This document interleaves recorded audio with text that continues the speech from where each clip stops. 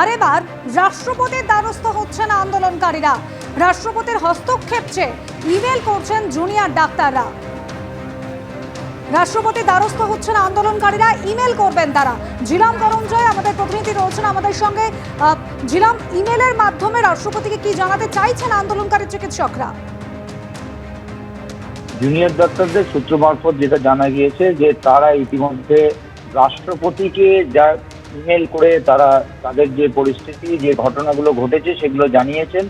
তবে এই ইমেল তারা এখানে স্বাস্থ্য ভবনের অবস্থানের আগেই করেছেন বলে জানা যাচ্ছে, এবং তারপরে রাষ্ট্রপতি ভবন থেকে কোনো সাড়া এখনো আসেনি বা কোনো উত্তর আসেনি তেমনটাই জানা যাচ্ছে, এবং সেই ক্ষেত্রে রাষ্ট্রপতির সঙ্গে তার যে প্রতিক্রিয়া কি সেইগুলো জানার একটা প্রচেষ্টা করা হচ্ছে।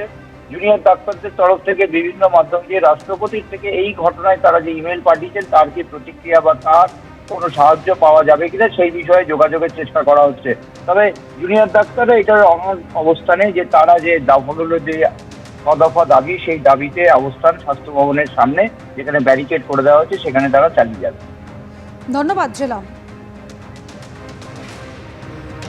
দেখতে পাচ্ছেন যে ইমেল করা হয়েছে আন্দোলনকারী চিকিৎসকদের তরফ থেকে রাষ্ট্রপতিকে।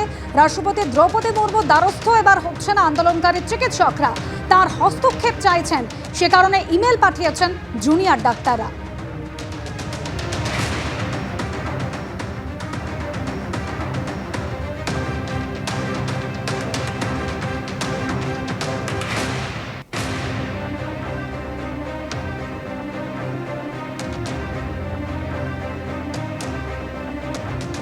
আরজিকর কাণ্ডের প্রতিবাদে জরিনা ক্রসিং এ সভার অনুমতি দিলেন মাননীয় বিচারপতি রাজস্বী ভরদ্বাজ।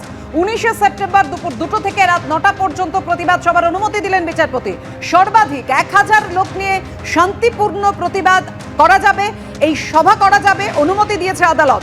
জনচেতনা মঞ্চ সহ বেশ কয়েকটি সংগঠনে তারা আবেদন জানিয়েছিল, অবশেষে তাদের প্রতিবাদী সভার অনুমতি মিলল। প্রথমে ভিক্টোরিয়া হাউসের সামনে সভার অনুমতি চাওয়া হয়। সর্বাধিক 1000 লোক নিয়ে তারা শান্তিপূর্ণ প্রতিবাদ জানাতে পারবেন। 19 সেপ্টেম্বর দুপুর 2টো থেকে রাত 9টা পর্যন্ত এই প্রতিবাদ সভা করা যাবে, অনুমতি দিয়েছে আদালত। জরিনা ক্রসিং এ সভার অনুমতি দিলেন বিচারপতি রাজস্বী ভরদ্বাজ।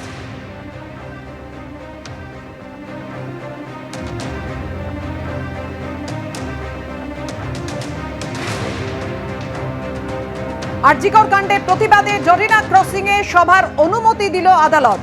রাজস্বী ভরদ্বাজ তিনি অনুমতি দিয়ে জানিয়েছেন 19 সেপ্টেম্বর দুপুর 2টো থেকে রাত 9টা পর্যন্ত এই প্রতিবাদ সভা করা যাবে, তবে সর্বাধিক 1000 লোক থাকতে পারে। শান্তিপূর্ণ প্রতিবাদ আন্দোলন করতে হবে। জনচেতনা মঞ্চ সহ বেশ কয়েকটি সংগঠন আদালতে আবেদন জানায়, অনুমতি দিল আদালত।